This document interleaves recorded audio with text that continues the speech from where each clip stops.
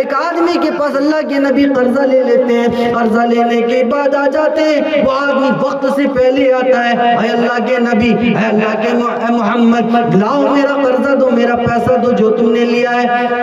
کہا ابھی تو وقت نہیں ہوا ہے، کہا نہیں محمد مجھے چاہیے میرا پیسہ جو تم نے لیا ہے، کہا ابھی وقت نہیں ہوا ہے، کہا ٹھیک ہے اگر تم میرا پیسہ نہیں دیتے ہو تو میں تمہیں یہاں سے جانے نہیں دوں گا۔ گردن میں چادر ڈال کر اینٹنے لگے، اور اینٹنے کے بعد محمد کو راستے پر چوراہے پر بٹھا دیا، صحابہ وہاں سے گزرنے لگے، صحابہ گزرنے لگے۔ اللہ کے نبی صلی اللہ علیہ وسلم اگر صحابہ کو ایک بار اشارہ کر دیتے تو اس آدمی کا گردن الگ کر دیتے، تن سے جدا کر دیتے، اس آدمی کا گردن الگ کر دیتے، قتل کر دیتے، لیکن اللہ کے نبی صبر کرتے چلے گئے، بیٹھ گئے، اور بیٹھنے کے بعد وہاں پر چپ چاپ بیٹھے رہے۔ ظہر کی اذان کی آواز آئی، حی علی الصلاۃ، حی علی الفلاح۔ اللہ کے نبی کہتے ہیں اے یہودی، اے میرے ساتھی، اے وہ آدمی جس کے پاس میں نے قرضہ لیا ہے، مجھے اجازت دے میں جاؤں نماز پڑھ لوں اور پھر واپس تیرے پاس آ جاؤں۔ کہا نہیں نہیں، پہلے میرا قرضہ دے دے، اس کے بعد تجھے جانا ہے تو شوق سے چلا جا۔ وہ آدمی محمد رسول اللہ کو جانے نہیں دیتا ہے۔ عصر کی اذان ہوئی، اس پر بھی اللہ کے نبی کو جانے نہیں دیا۔ مغرب کی اذان ہوئی،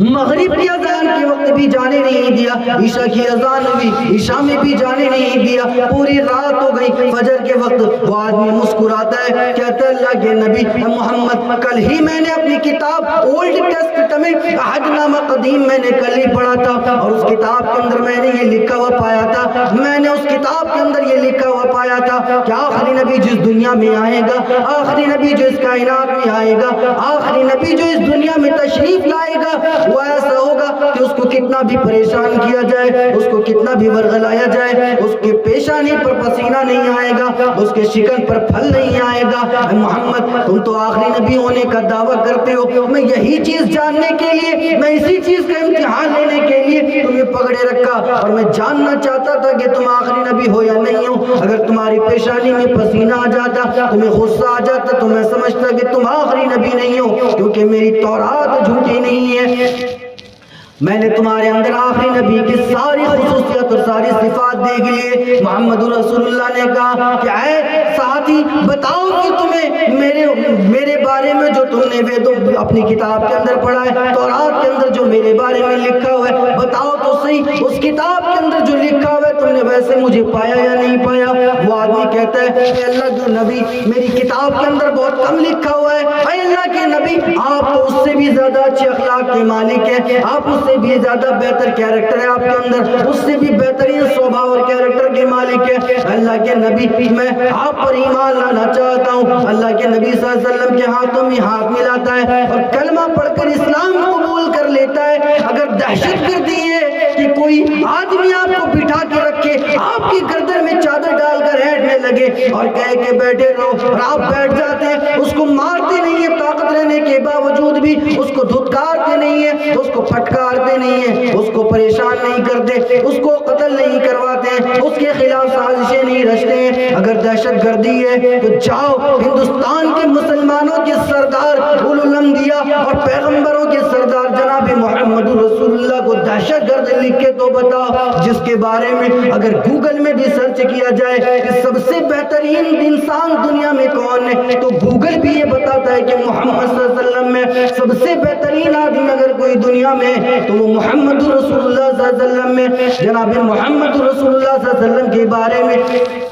ہندوؤں نے لکھا، عیسائیوں نے لکھا، اور پھر یہودیوں نے لکھا۔ ایک عیسائی رائٹر ایک کتاب لکھتا ہے جس میں اس نے بڑے بڑے 100 لوگوں کے بارے میں لکھا ہے، 100 بڑے بڑے لوگوں کے بارے میں لکھا ہے، لیکن سب سے پہلے وہ نہ عیسیٰ علیہ السلام کا نام لکھتا ہے، نہ گیلیلیو گیلیلی کا نام لکھتا ہے، نہ البرٹ کا نام لکھتا ہے، نہ کسی اور آدمی کا نام لکھتا ہے۔ سب سے پہلے اگر وہ کسی کا نام لکھتا ہے تو وہ جناب محمد رسول اللہ صلی اللہ علیہ وسلم کا نام لکھتا ہے کہ سب سے بہترین آدمی محمد رسول اللہ صلی اللہ علیہ وسلم میں، پوری کائنات میں سب سے اچھے اخلاق کے مالک محمد رسول اللہ صلی اللہ علیہ وسلم نے۔ حضرت انس رضی اللہ تعالیٰ عنہ 10 سال اللہ کے نبی کی خدمت کرتے ہیں۔ 10 سال کوئی معمولی وقفہ نہیں ہے، معمولی وقفہ نہیں ہے۔ اللہ کے نبی صلی اللہ علیہ وسلم 10 سال کی اللہ کے نبی کے ساتھ رہتے ہیں۔